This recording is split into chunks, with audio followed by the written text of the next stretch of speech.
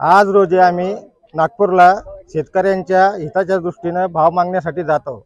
आज या महाराष्ट्रामध्ये चाललं काय की आज निसर्ग असेल, भाव वाढ असेल, भाव कमी असेल, आपल्या शेतकऱ्यावर खूप अन्याय होत आहे।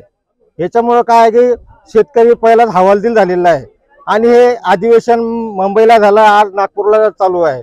आम्हाला खूप शेतकऱ्याला आश्वासन दिले जातं, आम्ही मोर्चा काढतो, कामधंदे सोडतो, रस्त्यावर उचलतो, आंदोलन करतो आणि या सर्व शेतकऱ्यांसाठी झटणारा या महाराष्ट्रामध्ये एकच नेता आहे, तो आहे रविकांत बुध तुपकर। आज तो व्यक्ती सर्व सण आपला संसार सोडून शेतकऱ्यासाठी झटतो। आज महाराष्ट्रामध्ये जवळपास बरेचसे शेतकरी, लाखोना शेतकरी आहे, परंतु शेतकऱ्याच्या हिताच्या गोष्टी असल्या तर शेतकरी हा घरी झोपतो, शेतकरी संघटित नाहीये। त्याच्यामुळे काय झालं की सरकार झुकत नाही आणि इतर संघटना असेल, पेन्शनधारक असतील, आपले अंगणवाडी सेविका असतील, यांचे हजारोनं लाखोनं मोर्चे निघतात। मी जालना जिल्ह्यातील भोकरदन तालुक्यातून मोर्चाला चाललो शेतकऱ्यांच्या।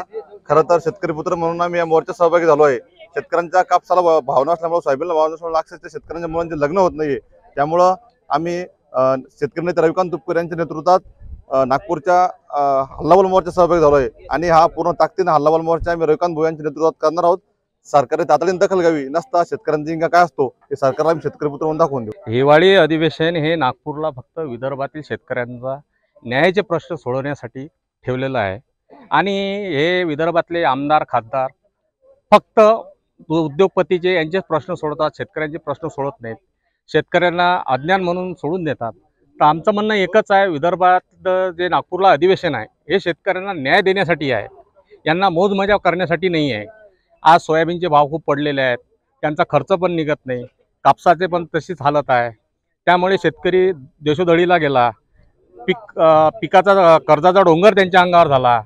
याकडे सरकारचं मुळीच लक्ष नाही आणि यांचे पगार वाढीचं असलं की अर्ध्या घंट्यात, एका घंट्यात यायला काही उपोषण करायची गरज नाही, काहीच नाही, लगेच ठरवायचं, लोकसभेत विधानसभेत पास होते आणि शेतकऱ्यांना हे रवडतात।